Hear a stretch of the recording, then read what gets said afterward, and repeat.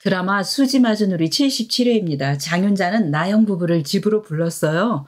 말로는 사위 씨암탉 잡아 먹이고 싶다고 했지만 실제로는 부자 사위에게 단단히 한몫 뜯어내려고 부른 거죠.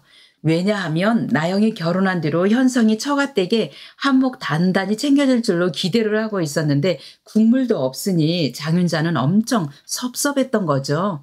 그도 그럴 것이 현성이 나영을 결혼 상대로 엄청 원하던 것이 아닌 상태였는데 갑자기 임신을 했다고 하니 서둘러 혼인신고만 하고 시댁에 들어와 사는 입장이라 현성이 따로 처가댁에 돈을 갖다 주며 결혼식 준비에 사용하시라 이런 걸 할 필요가 없었던 거죠.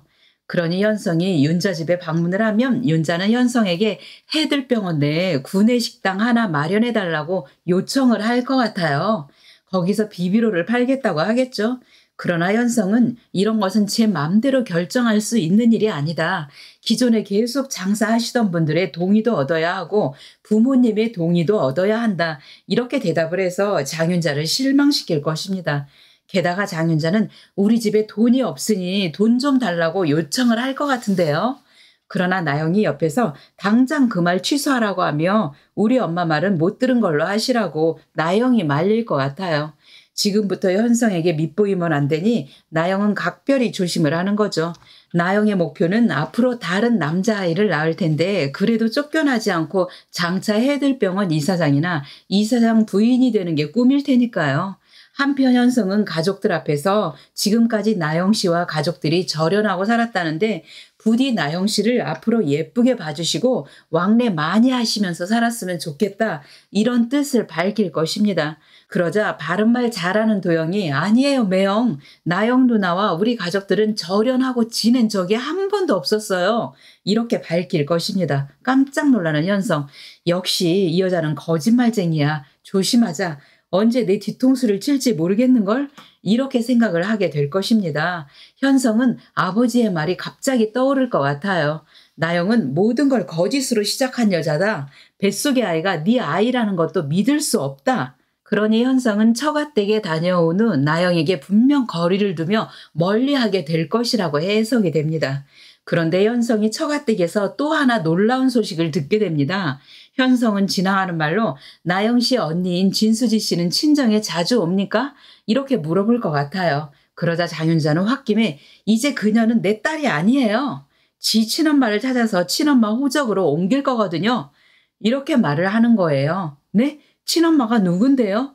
현성이 이렇게 물어보니까 장윤자가 대답을 안 해주고 숨기면 사위가 섭섭해할까 봐 누구긴 누구예요? 지금 수지가 살고 있는 집 주인이래요. 이렇게 대답을 하는 거죠.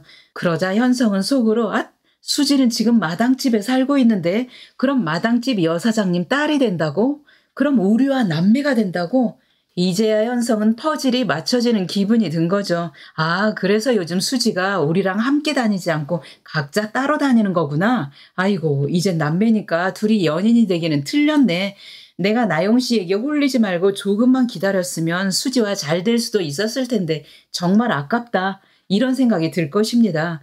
그래서 현성은 처가댁을 다녀온 이후로 나영이 거짓말을 한 데다가 수지가 우리와 남매가 되었다는 소식에 수지에 대한 옛 감정이 되살아나면서 나영을 멀리하게 될 것입니다.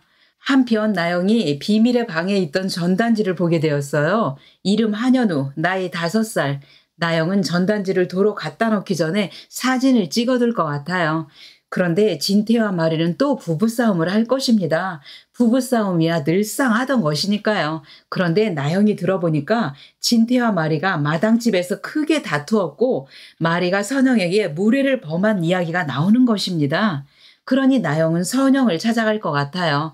자신의 비밀, 즉 나영이 수지를 모함해서 동영상 올렸던 사건을 아직 시댁 식구들에게 발설을 안 했는지도 궁금하던 차에 확인도 할 겸 겸사겸사 갔던 거죠.